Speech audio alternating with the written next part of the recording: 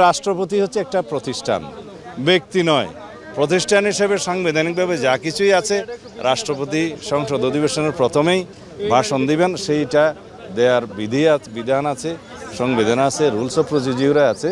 সুতরাং সেই মতে আমরা যাব। বাংলাদেশের সংসদীয় ইতিহাসে সংসদ সদস্য এবং মন্ত্রী প্রতিমন্ত্রীগণদের সাথে যে ওরিয়েন্টেশন প্রোগ্রাম বা অনেকটা ট্রেনিং সেশনের মতো এর ইতিহাস আছে। শহীদ রাষ্ট্রপতি জিয়াউর রহমান সংসদ সদস্যদের বিভিন্ন বিষয়ে এরকম ট্রেনিং কোর্স নিতেন।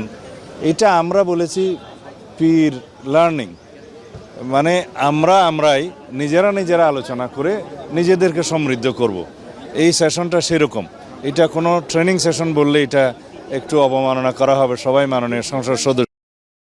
আমরা দেখেছি এই জাতীয় সংসদের কাছে বাংলাদেশের এবং বিশ্বের অনেক বেশি প্রত্যাশা আছে।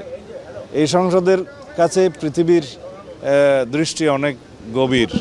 আমরা কি প্র্যাকটিস করছি, কিভাবে আমরা এস্টাবলিশ করব আমাদের সংসদীয় কালচার। বাংলাদেশের তো অবশ্যই এটা আমাদের জাতীয় জীবনের ইতিহাসে এই সংসদকে আমরা স্মরণীয় করে রাখতে চাই।